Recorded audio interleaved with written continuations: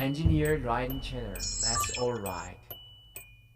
2021년은 신축년 소해해입니다. 새롭게 연식 변경된 수소차 넥소가 발표되면서 더 저렴해지고 편의사항은 높아진 넥소가 공개됐습니다. 최대 3천만 원대로 구입할 수 있는 넥소는 수소차 인프라 확대를 위해 정부와 현대차가 부단히 노력하고 있는 차종이기도 한데요.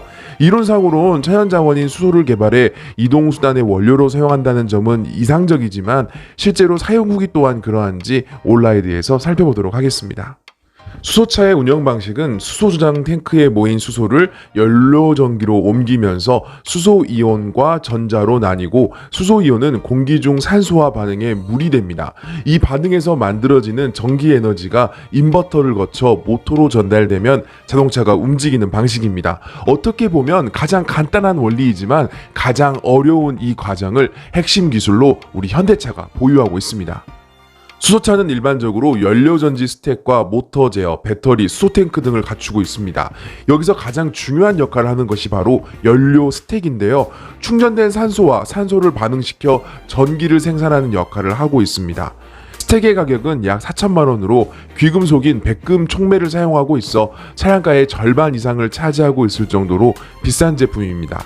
하지만 최근 기온이 낮아지면서 스택에 대한 우려도 늘어나고 있습니다. 기온이 영하로 떨어지면 연료전지 스택 내부에 전해질막 주변에 저항이 생기게 되고 원활하게 전기를 만들어내지 못하고 있습니다. 또한 수소와 산소가 반응할 때 배출하는 물이 얼어 연료전지 스택의 공기 통로를 막아버리는 것도 문제입니다. 또 이와 반대로 연료전지는 엔진보다 더 높은 냉각 기술이 필요한데요. 스택의 전해질막이 고온에 이르게 되면 성능이 낮아지기에 연료전지 스택은 최고 온도 85도를 넘지 못하도록 냉각 제어를 하고 있습니다. 이 연료전지 스택에서 필연적으로 발생하는 온도의 문제를 제어하기 위해 저온 시에는 히터를, 고온 시에는 발생하는 전기 에너지로 배터리를 충전하는 기술도 갖추고 있어서 영하 30도 환경에서도 24시간 방치되더라도 40초 이내에 시동을 걸 수 있습니다. 하지만 최근 넥소를 실제 운영하는 차주들 사이에서 문제점들이 하나둘씩 발생을 하고 있습니다. 시동이 안 꺼지거나 가속 문제, 울컥거림 등을 동반하는 일부 현상들인데요. 전기차의 경우 거북이 경고 등을 통해 관련 문제점을 나타내기도 합니다. 이 문제점을 해결하기 위해선 원천 부품들의 교체가 필요한 실정인데 그중 가장 고가인 연료전지 스택의 경우 보증 기간이 10년 16만 킬로 이내입니다.